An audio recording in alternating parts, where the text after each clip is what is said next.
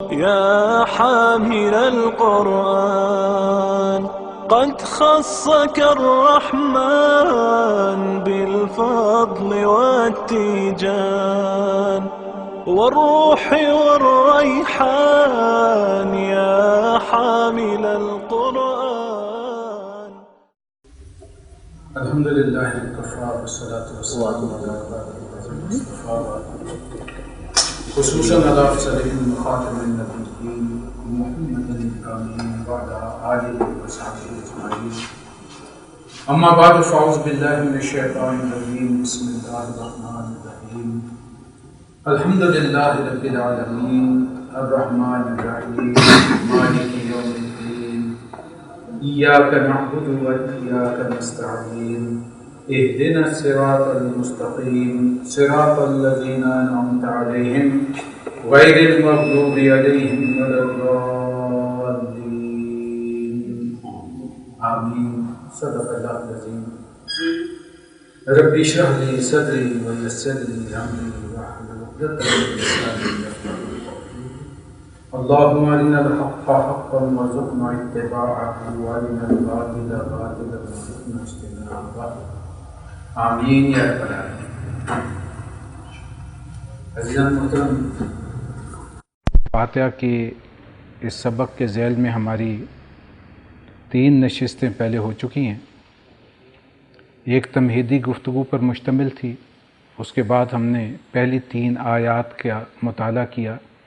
الحمدللہ رب العالمین الرحمن الرحیم مالک یوم الدین، جس کا لب لباب تھا کہ کل تعریف، حمد، ثنا، شکر اس ذات کا جو پروردگار عالمین ہے، جو اس کائنات کا پالن ہار ہے، جو علی کل شیء قدیر ہے، کل اختیارات کا مالک ہے.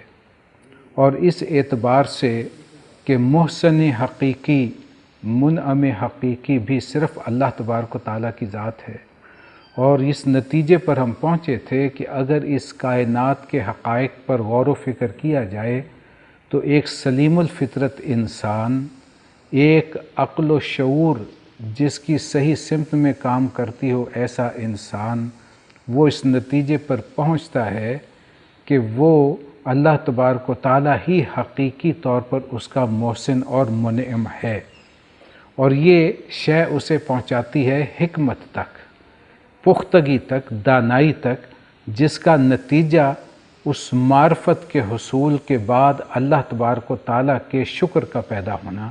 جب یہ یقینی کیفیت انسان کو حاصل ہو جائے کہ میرا محسن حقیقی صرف اللہ ہے، جو بھی مجھے نعمت دنیا میں عطا ہوئی، وہ نعمت وجود ہو، وہ نعمت آباء و اجداد ہو، وہ نعمت ایمان ہو، اور اس کے بعد دنیاوی نعمتیں تمام کی تمام، سب کچھ دینے والا اللہ ہے.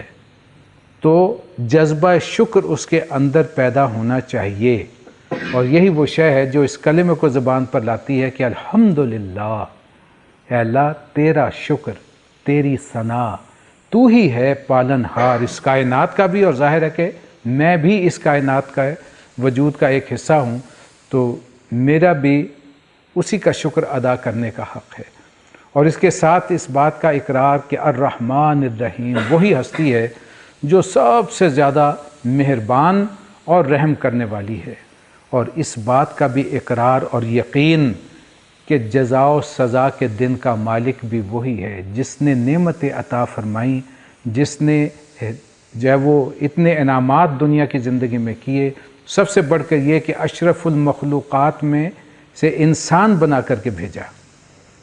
تو اس اعتبار سے میری یہ ذمہ داری ہے کہ اس کے احکامات کی اطاعت کروں، اس کے دین پر چلوں، اور اس کے مطابق جو کچھ میں کروں گا اس کا حساب کتاب میں مجھے دینا ہوگا.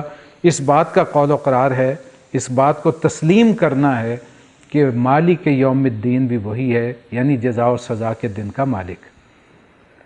اور پھر اس قول و اقرار کو ہم نے سمجھا اگلی 3 آیات، ایک آیت کے حوالے سے، آیت نمبر 4، ایاک نعبد و ایاک نستعین. اس نعبدو کے مراحل ہم نے سارے سمجھے، اور ہم اس نتیجے تک پہنچے کہ واقعتاً اللہ کی عبادت، اس کا حق ادا کرنا اس کی توفیق کے بغیر ممکن نہیں ہے، اس کی استعانت اور مدد کے بغیر ناممکن ہے۔ لہذا ہاتھ جوڑ کے انسان استدعا کرتا ہے کہ ایاک نستعین، مولا میں یہ وعدہ تو کر رہا ہوں اور یہ اقرار بھی کر رہا ہوں کہ ایاک نعبد، کہ میں تیری ہی بندگی کرتا ہوں اور تیری ہی بندگی کرتا رہوں گا، لیکن میرے لیے یہ ممکن نہیں ہے کہ تیری استعانت کے بغیر ہو، لہٰذا ہاتھ جوڑ کے عرض کرتا ہوں کہ ایاک نستعین، اس سلسلے میں میری مولا مدد فرما کہ میں حقیقتاً تیری بندگی کا حق ادا کر سکوں۔ اس کے بعد اگلا حصہ ہے، اور ہم نے حدیث مبارکہ میں پڑھا تھا کہ ھذا لعبدی ولعبدی ما سأل، کہ یہ حصہ تو میرے بندوں کے لیے ہے اور جو کچھ میرے بندے نے طلب کیا میں نے اسے عطا کیا۔ اور اس حصے کے متعلق غور کیجئے، پہلی بات آئی اہدنا الصراط المستقیم، اے اللہ ہمیں ہدایت عطا فرما سیدھے رستے کی۔ اور استعانت کے بعد پھر مزید استدعا کرنا، یہ ایک سوالیہ نشان بھی انسان کے سامنے آتا ہے کہ ہدایت تو آپ نے مانگ لی، ایاک نعبد اور ایاک نستعین کی شکل میں جو ہے اللہ سے مدد مانگ لی، استعانت مانگ لی، اب کون سے انسان جو ہے وہ مزید ہدایت چاہتا ہے؟ پہلے لفظ ہدایت پر غور کیجئے۔ ہدایت کے معنی راہ دکھانا یا رستے پر چلانا یا منزل تک پہنچا دینا، رستہ بتا دینا، دکھا دینا، بتا دینا، چلا دینا، یہ سارے اس کے مفہوم میں شامل ہیں۔ یہاں تک کہ کسی کو انگلی سے پکڑ کے اس کی منزل تک پہنچا دینا، یہ بھی ہدایت ہے۔ کسی شخص نے آپ نے رستہ پوچھا، آپ اکیڈمی سے نکلے، باہر کوئی شخص ملا، بھائی میں نے جو ہے وہ گھنٹہ گھر جانا ہے۔ اب آپ کھڑے کھڑے اسے بتا سکتے ہیں کہ یہاں سے جاؤ سیدھا، لیفٹ ہو رائٹ ہو، نہر پہ چڑھ جاؤ گے، وہاں سے کوئی سواری پکڑ لینا، اگر پیدل ہی جانا تو نہر و نہر سیدھا عبداللہ پور پہنچ جانا، اور پھر وہاں سے وہ رستہ طے کرتے ہوئے علی حاضر قیاس تم گھنٹہ گھر پہنچ جاؤ گے۔ آپ نے کھڑے کھڑے اسے رستہ بتا دیا۔ دوسری صورت یہ ہو سکتی ہے کہ آپ اسے موٹر سائیکل پر بٹھائیں اور اسے نہر تک پہنچا دیں، اور اب آپ اشارہ کریں کہ بھئی یہاں سے کوئی سواری پکڑو، یا اگر ایسی جانا چاہتے ہو تو اس طریقے سے چلے جاؤ، یہ بھی رستہ دکھا دینا، بتا دینا ہے۔ لیکن ایک صورت یہ ہے کہ آپ بھی وہیں جا رہے ہیں یا نہیں بھی جا رہے، تو آج راہ ہمدردی آپ نے موٹر سائیکل پر بٹھایا اور بالفعل جا کر کے گھنٹہ گھر چھوڑ دیا۔ یہ اور مزید ہدایت کا درجہ ہو گیا، یعنی راہ دکھانے کا، یہ بلکہ منزل مراد تک پہنچا دینے کا۔ یاد کیجئے ہم نے الحمدللہ کے ضمن میں سورہ اعراف کی آیت پڑھی تھی کہ جب اہل جنت تک پہنچ جائیں گے اور داخلے کا اذن مل جائے گا تو اللہ تبارک و تعالیٰ کی حمد و ثنا کرتے ہوئے داخل ہوں گے۔ وہاں الفاظ یہی آئے تھے، الحمدللہ الذی ہدانا لہذا، کل شکر اور ثنا اس پروردگار عالم کی، اس اللہ کی جس نے ہمیں یہاں تک پہنچا دیا۔ یہ ہدایت کا کلائمیکس ہے، یعنی منزل مراد تک پہنچا دینا۔ جب ہم یہاں درخواست کرتے ہیں اہدنا، اے مولا ہمیں رستہ دکھا جس پر ہم چلیں، رستہ بتا جس پر ہم جو ہے وہ چل کر اس منزل مراد تک پہنچا دیں، اور بے حقیقت میں مانگنا ہے کہ اے اللہ ہمیں ہماری منزل مراد یعنی کہ کامیابی کے زینے طے کراتا ہوا اس جنت میں داخل فرما دے۔ اور اس کے لیے صراط مستقیم کی مجھے ضرورت ہے، وہ سیدھا رستہ، اسٹریٹ پاتھ، جسے قرآن نے قصد السبیل بھی کہا، سواء السبیل بھی کہا، مختلف الفاظ قرآن مجید میں استعمال ہوئے۔ اور سب سے پسندیدہ اللہ کے نزدیک اس اعتبار سے کہہ رہا ہوں کہ جسے ہم مستقل نماز کا جزو لازم بنا دیا اللہ تبارک و تعالیٰ نے، ہر رکعت میں پڑھو اور درخواست کرو اہدنا صراط المستقیم، اے اللہ ہمیں ہدایت فرما سیدھے رستے کی، اس رستے پر جس پر کہ ہم چلتے ہوئے اپنی اس منزل مراد تک پہنچ جائیں۔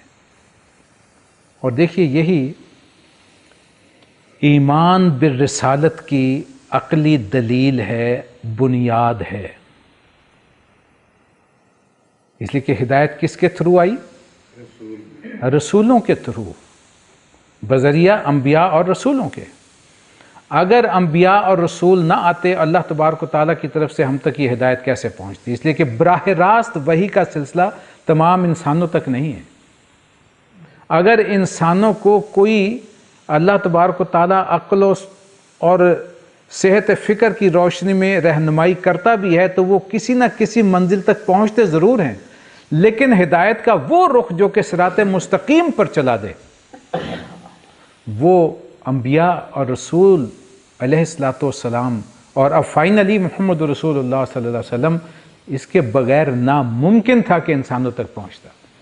اور اللہ تبارک و تعالیٰ نے اس ہدایت کو اس شکل میں کامل کیا کہ جہاں قرآن مجید میں اس ہدایت کو واضح کیا گیا، وہیں رسول اللہ صلی اللہ علیہ وسلم کی سنت کے ذریعے سے اسے اسوہ حسنہ پریکٹیکلی ایک عملی نمونہ سامنے رکھ دیا کہ ایسے چلی جاتی ہے صراط مستقیم۔ وہ فریم آف ریفرنس ہمارے سامنے آ گیا، جس کے مطابق زندگی گزاریں گے تو وہ صراط مستقیم کی زندگی ہوگی۔ اگر اس سے دائیں بائیں انسان ہٹتا ہے، کہیں بھی اپنی وہ عقل یا فکر یا اپنے ارادے کو شامل کرتا ہے، تو وہ اس کا اپنا رستہ ہوگا، وہ اللہ اور اس کے رسول کا رستہ نہیں ہوگا۔ صراط مستقیم وہی ہے جو ہمیں محمد رسول اللہ صلی اللہ علیہ وسلم نے عطا فرمائی اور ہمیں بتائی، اور اسی کے لیے جو ہے وہ انسان استدعا کرتا ہے کہ یہ صراط مستقیم اللہ ہمیں دکھا، اور ساتھ ہی ساتھ اس کے ساتھ یہ بھی گزارش کرتا ہے کہ صراط الذین انعمت علیہم، ان لوگوں کا رستہ اے اللہ جن پر کہ تیرا انعام ہوا۔ اور یہ انعام کون سے ہیں، کہ کون سے لوگ ہیں؟ اس کی تشریح سورہ نساء میں اللہ تبارک و تعالیٰ نے فرما دی کہ یہ وہ لوگ ہیں وَمَن يُطِعِ اللَّهَ وَالرَّسُولَ فَأُولَٰئِكَ مَعَ الَّذِينَ أَنْعَمَ اللَّهُ عَلَيْهِمْ، جن لوگوں نے بھی اللہ کے رسول اور اللہ اور اس کے رسول کی اطاعت پر کاربند ہو جائیں گے، ان کو رفاقت نصیب ہوگی، معیت نصیب ہوگی ان لوگوں کی جن پر کہ اللہ کا انعام ہوا۔ یہ کون ہیں؟ من النبیین والصدیقین والشہداء والصالحین، چار کیٹیگریز بیان کر دی گئیں کہ منعم علیہم یہ لوگ ہیں، ان کا رستہ انسان مانگ رہا ہے، اور ظاہر ہے کہ انبیاء ہی سر فہرست ہیں، اور یہی وہ شخصیات ہیں۔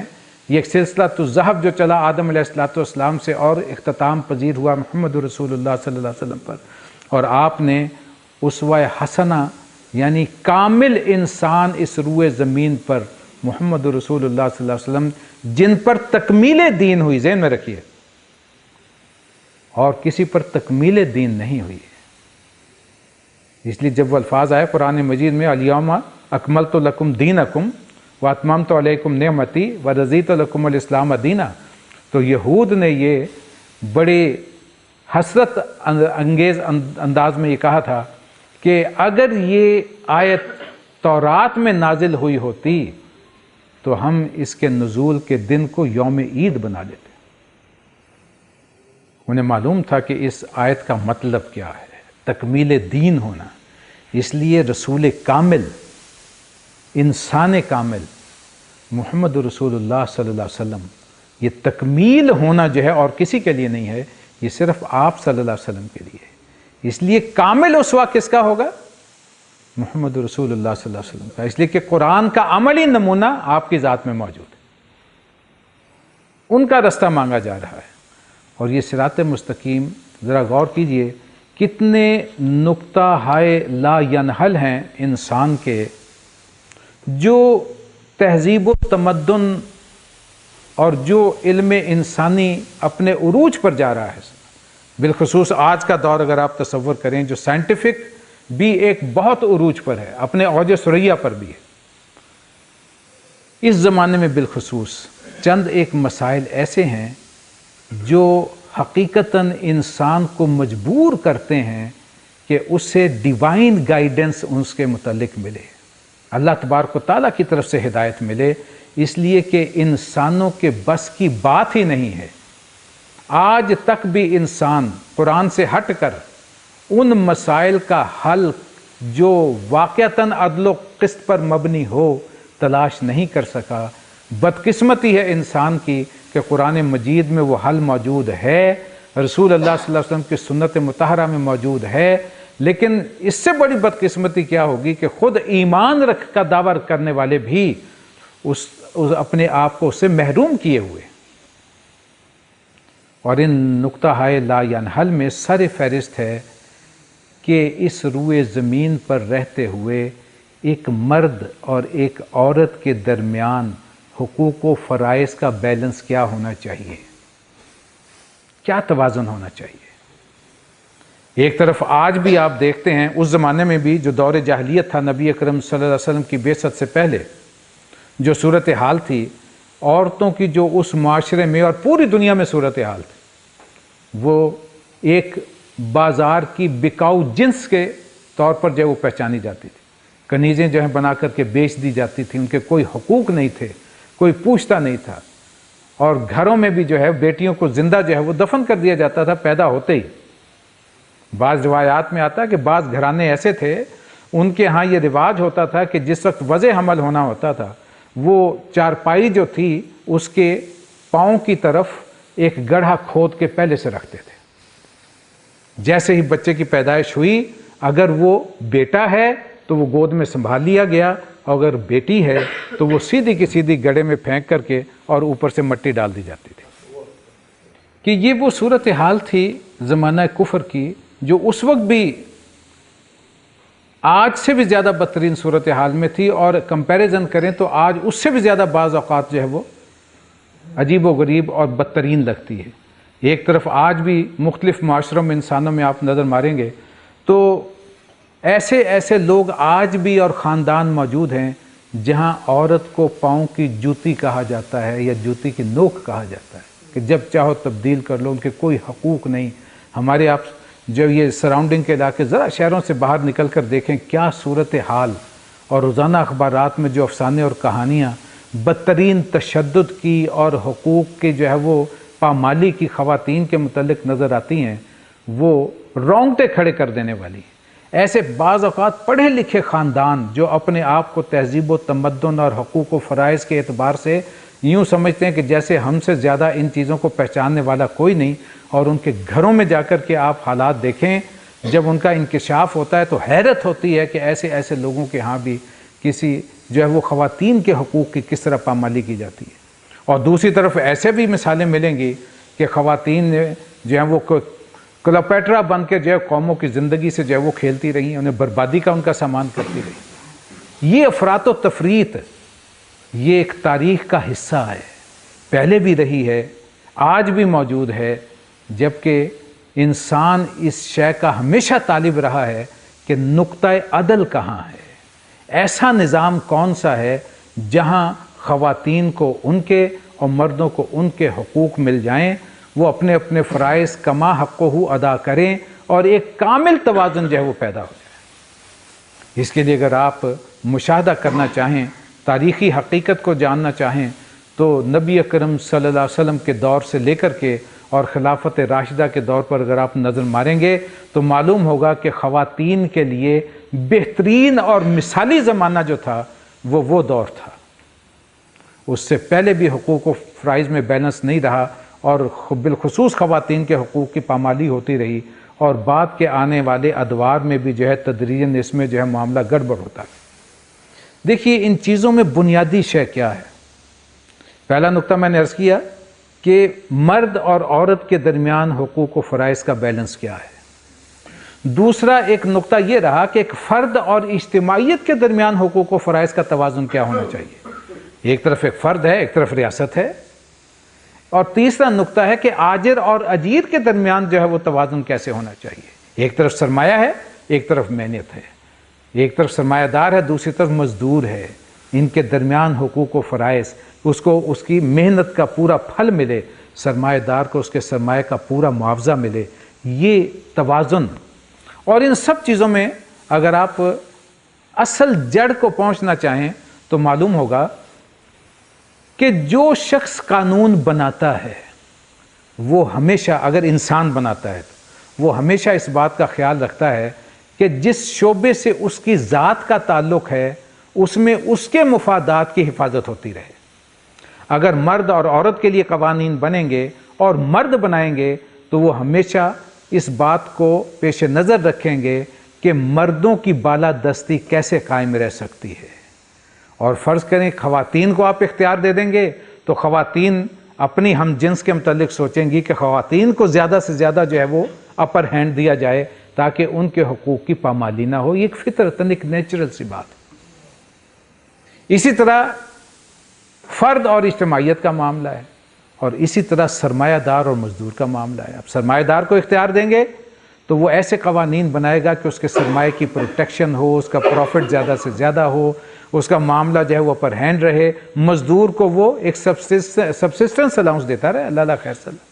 اور اگر آپ مزدوروں کی حکومت قائم کر دیں تو وہ چاہیں گے کہ سارے اختیارات اور حقوق ہمارے حوالے ہو جائیں، اور سرمایہ دار جو ہے وہ زیادہ سے زیادہ ہم جو اسے نچوڑ سکتے ہیں نچوڑ لیں۔ گویا کہ ضرورت اس امر کی ہے کہ ایک ایسی کوئی ہستی ہو جو ایسا نظام عطا کرے جس میں مرد اور عورت کو حقوق و فرائض کا ایک کامل متوازن نظام مل جائے، جس میں فرد اور اجتماعیت کے لیے، عوام الناس اور حکومت کے لیے کامل نظام عدل جو ہے وہ مل جائے، اور اسی طرح آجر اور اجیر معیشت کے نظام میں ایک کامل بیلنس اور توازن جو ہے وہ قائم ہو جائے۔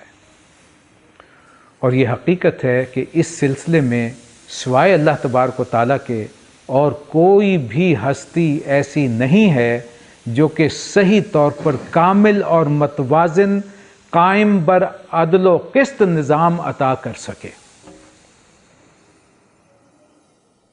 قرآن مجید ہمارے پاس اس وقت اس روئے زمین پر اللہ تبارک و تعالیٰ کی عطا کردہ کتاب ہدایت ہے۔ اس میں آپ غور کیجئے، وراثت کے قوانین اور ان کی اپلیکیشن کا طریقہ کار، شادی بیاہ کے قوانین اور ہدایات، جن میں مرد اور عورت کے حقوق کو، فرائض کو انتہائی عرق ریزی سے اور باریک بینی سے جو ہے وہ عطا کر دیا گیا، اور رسول اللہ صلی اللہ علیہ وسلم نے ان تمام چیزوں پر عمل کر کے ایک نظام جو ہے وہ چلا کر کے دکھایا۔ اسی طرح مزدور کو کیا ملنا چاہیے، آجر اور اجیر کے درمیان کیا بیلنس ہونا چاہیے، اسلام نے تمام معاملات میں کامل ہدایت انسان کے سامنے، عملی ہدایت انسان کے سامنے رکھ دی۔ اللہ کے رسول صلی اللہ علیہ وسلم نے ایک کامل ریاست کا نظام چلا کر سامنے رکھا، اور عدل و قسط کی جو مثالیں دور خلافت راشدہ میں ملتی ہیں، جہاں امیر المومنین عدالت میں کھڑے ہوئے قاضی کے رحم و کرم پر جو ہے وہ انصاف کے منتظر ہیں، ایسا کوئی نظام اس دنیا میں کوئی پیش نہیں کر سکتا۔ اسی لیے جیسے ہی ہم آمین کہتے ہیں، اللہ تبارک و تعالیٰ کی وہ انسان کی اس جو اندر کی فطرت کی آواز ہے، اس پہ اللہ تبارک و تعالیٰ کا رسپانس فوراً سامنے رکھ دیا گیا۔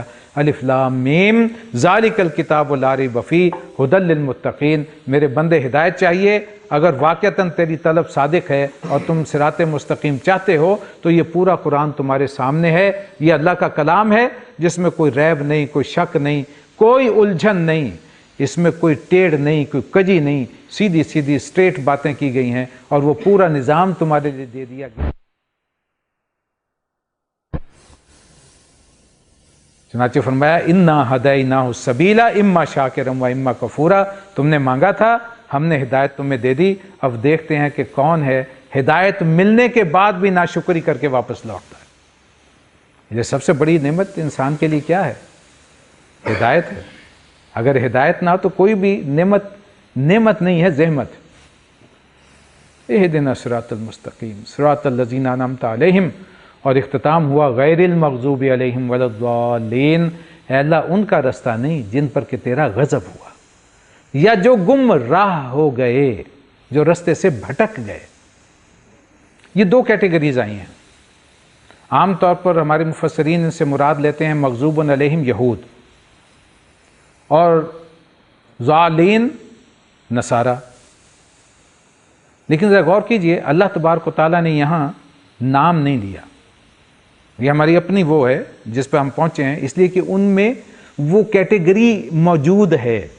یہاں وہ کیٹیگری بیان کی گئی ہے، وہ لوگ جو کہ حق کو پہچان لیں، سمجھ لیں کہ یہ بات صحیح ہے، اور پھر بھی اس پہ عمل نہ کریں، وہ اللہ کے غضب کا شکار ہوتے ہیں، وہ مغضوب علیہم ہیں۔ اور وہ جو کسی مغالطے میں پڑ جائیں اور رستہ کھو بیٹھیں، وہ گمراہ ہیں، وہ ضالین ہیں۔ ویسے تو دال کا لفظ جو ہے وہ سیدھے رستے کی تلاش میں چلنے والے کو بھی کہا جاتا ہے، جو متلاشی ہو ہدایت کا، اور اس معنی میں سورہ والضحیٰ میں نبی اکرم صلی اللہ علیہ وسلم کے لیے لفظ استعمال ہوا۔ وَوَجَدَكَ ضَالًّا فَهَدَىٰ، اے نبی ہم نے پایا آپ کو تلاش حق میں تو ہم نے آپ کو رستہ دکھا دیا، ہدایت دی۔ آپ غار حرا میں جاتے تھے، کائنات کے حقائق پر غور و فکر کرتے تھے، اور اللہ تبارک و تعالیٰ نے ایک دن فرشتے کو بھیجا، رستہ کھول دیا۔ اور یہ نسخہ کیمیا جو قرآن مجید کی شکل میں ہے آپ کے حوالے کر دیا کہ لیجئے یہ ہے ہدایت نامہ جس کے آپ متلاشی ہیں۔ لیکن وہ لوگ، یہود نے کیا کیا؟ انہوں نے پہچانا اللہ کے رسول صلی اللہ علیہ وسلم کو، جیسا کہ قرآن مجید میں فرمایا کہ یعرفونہ کما یعرفون ابناءہم، یہ پہچانتے ہیں اس قبلہ کو، قرآن کو، محمد رسول اللہ صلی اللہ علیہ وسلم کو، جیسے کہ کوئی اپنے بیٹوں کو پہچانتا ہے۔ یہاں اولاد نہیں کہا، ابناءکم، بیٹے، اس لیے کہ وہاں بیٹوں کی بڑی اہمیت تھی۔ کسی کو تم اور بھول جاؤ، بیٹیوں کو بھول جاؤ یا کسی کو بھول جاؤ، لیکن بیٹے تو نہیں نا بھولتے۔ لاکھوں میں بیٹا کھڑا ہو تو آپ پہچانیں گے یہ میرا بیٹا ہے، فخر سے کہیں گے یہ میرا بیٹا ہے۔ تو یہ تو اس طرح پہچانتے ہیں جیسے کوئی شخص اپنے اولاد میں سے بیٹوں کو پہچانتا ہے۔ لیکن اس کے باوجود جو صورتحال ان کی ہوئی ہے کہ وہ اڑے اس گمراہی پر، اس یعنی کہ الحاد پر، زندقے پر، کہ جس پہ انہوں نے رسول اللہ صلی اللہ علیہ وسلم کو ماننے سے انکار کر دیا۔ تو اس اعتبار سے وہ مغضوب علیہم ہو گئے، گویا کہ اللہ کے غضب کے مستحق ہو چکے۔ تو اللہ وہ روش جو ان کے اندر حسد کی، کبر کی اور اپنی نسل کی برتری کی، اس قسم کی جو پیدا ہوئیں، وہ ان کا رستہ نہیں، اور نہ ان کا جنہوں نے انتہائی غلوب میں پڑھ کر حضرت عیسیٰ علیہ السلام کو اللہ کا بیٹا ہی بنا دیا، اور یہ مغالطہ چکر دیا انہیں سینٹ پال نے، جس کی وجہ سے یہ سارا۔ تو وہ مغضوب علیہم اور وہ ضالین، اور پھر اس کے بعد اختتام ہوا آمین۔ یہ تو قرآن مجید میں نہیں ہے لیکن سنت ہے آمین کہنا۔ اور ہماری تمہیدی گفتگو میں 9واں نقطہ رہ گیا تھا جسے میں نے عرض کیا تھا کہ ہم اسے آخر میں ڈسکس کریں گے، تاکہ وہ کنٹروورسی کا معاملہ جو ہوتا ہے پھر سوال و جواب شروع ہو جاتے ہیں۔ تو آمین کہنا سنت ہے، اس پہ اجماع ہے، اس میں کوئی شک نہیں، اور اس کا مطلب ہے اے اللہ ایسا ہی ہو، جو میں نے مانگا ہے وہ مجھے ایسے ہی عطا ہو، یعنی مجھے سیدھا رستہ دکھا اور بچا مغضوبن علیہم کے رستے سے اور ضالین کے رستے سے، رستہ عطا فرما ان کا جن پر تیرا انعام ہوا، یعنی من النبیین والصدیقین والشہداء والصالحین۔ اور اس کے بعد استدعا ہے آمین کہ اے اللہ میری اس دعا کو شرف قبولیت عطا فرما۔ یہ سنت مطہرہ ہے کہنا، البتہ وہ اختلاف کی صورت آپ کو معلوم ہی ہے کہ جو جہری نمازیں ہیں ان میں ہمارے کچھ احباب جو ہیں ہمارے فقہا، انہوں نے آمین بلند آواز سے کہنے کی تاکید کی ہے، اور کچھ جو ہے ان کا نظریہ یہ ہے کہ نہیں آہستہ بھی کہہ لیں تو کوئی بات نہیں، آہستہ ہی، بلکہ ان کا کہنا آہستہ ہی کہنی چاہیے۔ تو اس بارے میں جو بھی آپ کا وہ ہے جس فقہ سے آپ کرتے ہیں تو اس پہ عمل کرنے میں کوئی حرج نہیں، خاموشی سے بھی کہہ لیں گے تب بھی اللہ تو دلوں کے بھید بھی جانتا ہے، وہ نیتوں کو جاننے والا ہے۔ ہم خاموشی سے کہیں یا بالجہر کہیں، اللہ کے ہاں انشاءاللہ وہ قبول ہوگی۔ خلوص نیت سے اس کے سامنے جھکنے کی ضرورت ہے۔ اللہ تبارک تعالی ہم سب کو عمل کی توفیق عطا فرمائے۔ اقول قولی ھذا واستغفر اللہ لی ولکم ولسائر المسلمین والمسلمات۔ يا حامل القرآن قد خصك الرحمن بالفضل والتيجان والروح والريحان يا حامل القرآن